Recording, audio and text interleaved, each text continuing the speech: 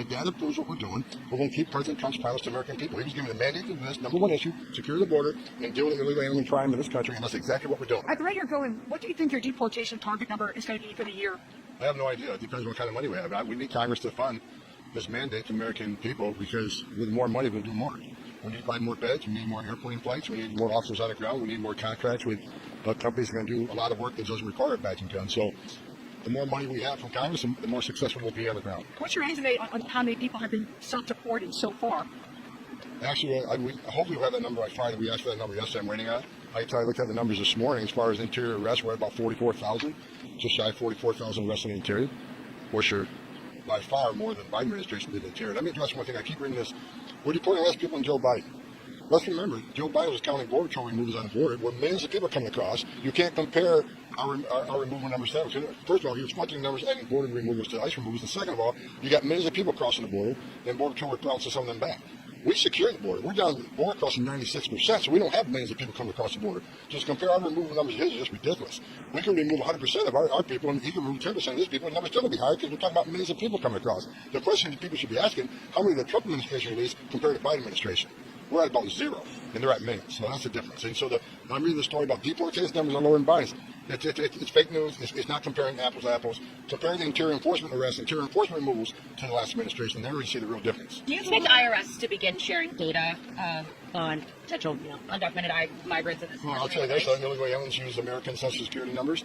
The other identity theft. We're looking to protect Social Security. We're looking out to protect United States citizens' identity and their benefits from Social Security. I've done this for a long time. Illegal aliens many times use Social Security numbers, U.S. citizens. It causes a lot of problems. Just identity theft. Even my own family.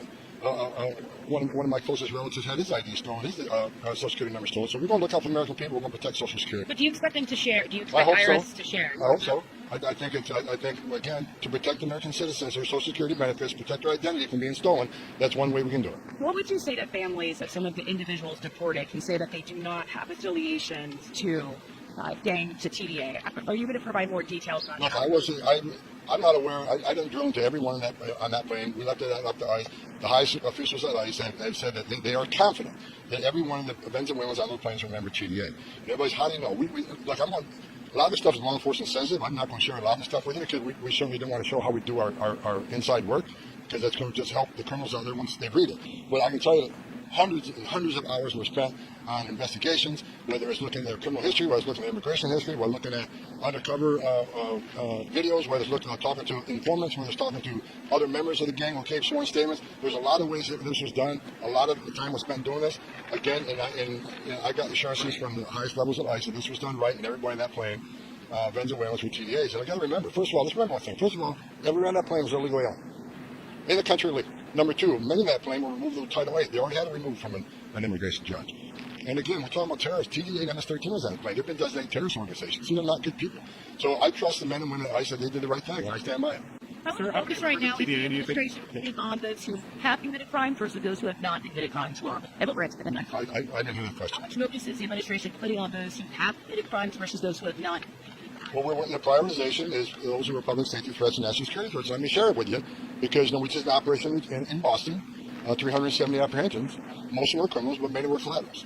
Majority of criminals. How come the collaterals? I've said this 1,000 times.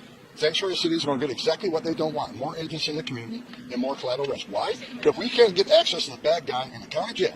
If they're going to choose to release him in the public, which is just releasing a public safety threat in the public, it's just dumb to begin with, because it puts your public safety at risk, right? But when you release that public safety threat back in the public, that means we got to go find him. When we find him, most likely he's with others. And if they're in the country illegally, they're coming too. Because we're not going to tell ICE to ignore the oath that you took to enforce immigration law and walk away from the illegal alien, like the last administration does. So if you want to force us in the communities, fine, we'll go. But collateral arrests will increase because we're going to run into illegal aliens while we're in course of looking for those targets. So again, you want to decrease the collateral arrests, you want to decrease the non-criminals, and let us in the damn jail. You said many are collateral.